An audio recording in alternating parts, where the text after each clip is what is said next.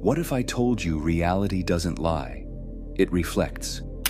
There is a principle so brutally honest, so quietly powerful, that once understood, it will burn away every excuse you've ever made for why your life hasn't changed. It's called the mirror principle. And no, it doesn't involve any rituals, affirmations, or vision boards. Not really. This principle demands something far more confronting. You must become the person you're pretending to be, from the inside out. Let's say your dream is to be a millionaire, not just someone who wants money, but someone who actually is wealthy, in identity, habits, self-image. Until you become that version of yourself internally, your external world won't budge. You'll keep trying strategy after strategy, wondering why you're always stuck in the same place. The mirror principle has a cruel honesty to it. If you don't transform your internal self, the external world will keep reflecting the same loop over and over. It's like whispering, "I'm not enough," into a mirror, then watching the world scream it back at you through rejections, failed projects, and broken confidence. Because here's the secret. Reality isn't listening to what you want. It's copying who you are. Everything you fear, resent, or reject about yourself, the mirror sees it and mirrors it back. Every doubt about your abilities, every grudge you hold against the world, it will all show up as circumstances, people, and problems that prove you right. Not because they're true, but because the mirror is obedient. And if that's scary, it should be. But it's also incredibly liberating, because it means if you can change the image, you change the reflection. The two things reality mirrors. Here's where it gets powerful. Reality reflects exactly two things: your relationship with yourself, your relationship with the world. That's it. If you see yourself as inadequate, unworthy, or broken, the mirror won't correct you. It will confirm you. You'll get situations, people, and outcomes that whisper back, "You're not good enough." It's not personal. It's just math. The world reflects your identity and worldview like light bouncing off a surface. So instead of trying to manipulate the reflection, change the image. Let me explain. Imagine trying to get someone to stop doing something by shouting, "Don't do that." It almost always backfires. But if you explain, inspire, and influence instead, people listen. Reality works the same way. It resists force, but responds to truth. So stop yelling at the mirror. Start shaping who you are when you stand in front of it. Forget goals, forget timelines, forget external validation. Your new life begins when you craft your identity and worldview first, then let the mirror catch up. Start here. What does your future self do every single day? What habits define that version of you? How does that person feel about the world? Be brutally honest. Who are you being right now? Because your reflection won't change until your self-image does. And yes, that means defining a new worldview too. If your current lens is, life is hard, people are selfish, and success is rare, what do you think the mirror will show? So we shift it. The world conspires in my favor. I am a magnet for abundance. Things happen for me, not to me. They sound cliché until you realize they're working instructions for the mirror of reality. Here's what people get wrong. They change their thoughts and expect reality to snap its fingers. But Earth isn't a wish-granting genie.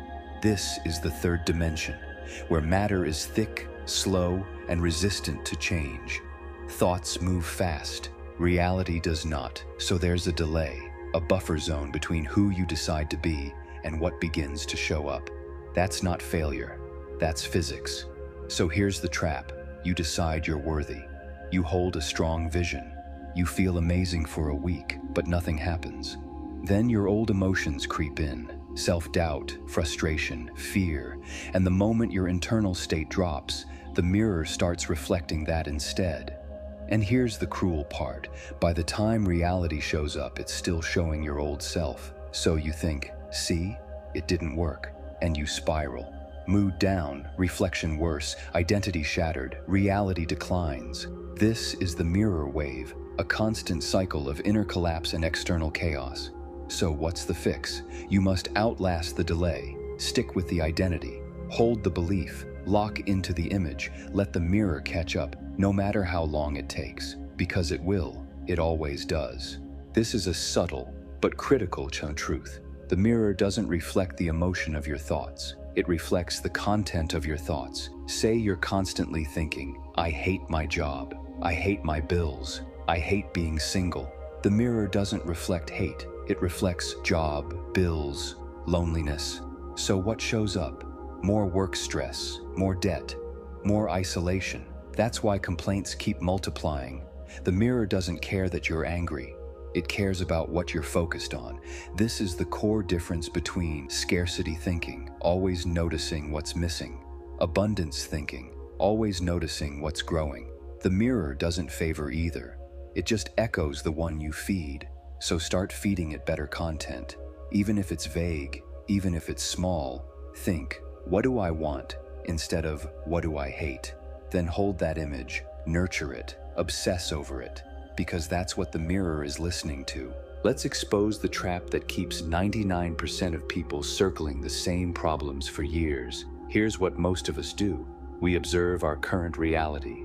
We form an internal image based on that observation. Then we get the reflection, which repeats the same cycle. This is the mirror cycle, and once it locks in, it becomes self-perpetuating. Most people spend their entire lives inside this loop, thinking they're unlucky, cursed, or just not meant for more. But the truth is brutal. They're just addicted to the reflection and too afraid to change the image. They try new jobs, new goals, new relationships. At first, things seem better, but within weeks or months, the same old problems show up because nothing changed inside. So we flip the process. Form a new image. Stay loyal to that image. Look for signs it's already happening. Train your mind to search for the signal, not the noise. When you confirm even the smallest reflections of your new image, your identity deepens, your belief hardens, the mirror responds faster, momentum builds, and before long, your life starts to bend. The mirror is a magnifier. It enlarges whatever you project. So if you focus on frustration, the mirror amplifies it. If you focus on confidence, abundance, self-worth, it does the same. Try this right now. Name 3 things in your life that reflect the kind of reality you want more of. A friend who supports you, a skill you've improved, a moment you felt unstoppable. These are your evidence markers. Point to them, study them, repeat them. Whatever you confirm, the mirror confirms back. This is alchemy, not with metals, but with belief. Build the identity, not the outcome. I will build the identity. I will shape the worldview. I will hold the image, and the mirror will follow. Let others chase shortcuts. Let others stare at their current reflection and complain. You're an alchemist now, a mirror sculptor. You don't argue with reality, you rewrite it. Not instantly, not overnight, but inevitably. And that's what makes it so powerful. Looking into the mirror too soon, expecting change too fast, and deciding it doesn't work. This is how people burn out. This is how people abandon their power. But your current reality is just the echo of old images. So if you want to change your life, stop reacting to the echo.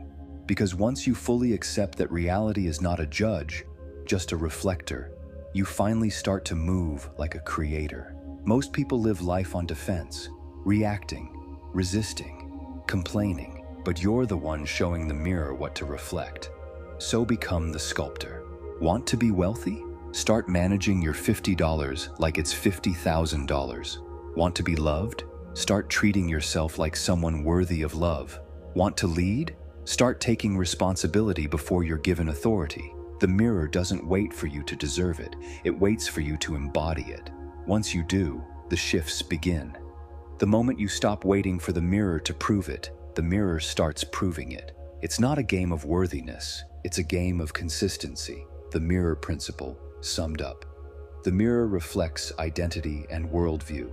Reality lags behind your image. You must hold the image long enough for the reflection to materialize. Focus on confirmation, not conditions. Refuse to observe the old reflection. Form the new image and walk away. That's the mirror principle.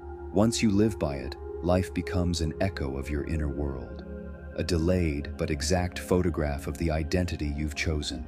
This is how reality changes forever. You are not broken. You are not late. You are not powerless. You are simply looking at the mirror too soon or showing it the wrong image.